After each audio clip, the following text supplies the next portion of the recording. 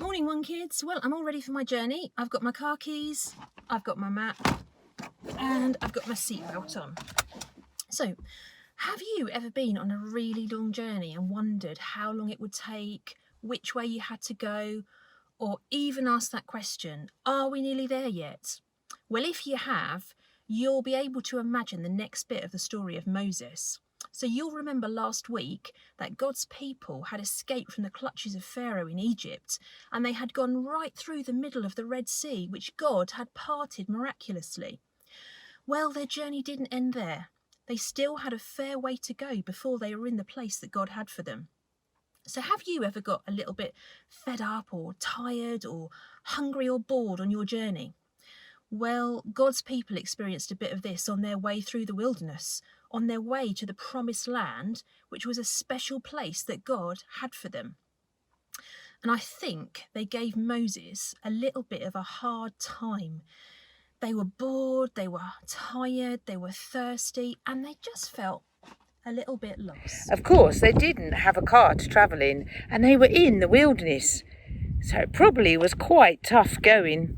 But even so, Moses wondered what to do, and so he decided to pray to God about it. And amazingly, God answered his prayer. He made fresh water come out of dry rocks. He sent plump, juicy quail for their dinner. And for breakfast, he covered the ground with manna in the morning when they woke up. Now, I wondered what manna was. I'd never heard of it before. In fact, I'm fairly sure I've never seen it for sale in the shops. So I did some investigating. Well, manna was like heavenly bread. God sent it during this time to help feed his people when there was no food, which is probably why I've never seen it in a shop. But this didn't stop the people from complaining. And so Moses had to tell them, God has promised to take us to our own special land.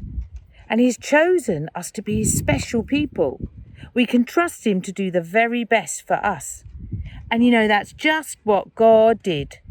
He led them with a thick white cloud, and at night with a flaming torch.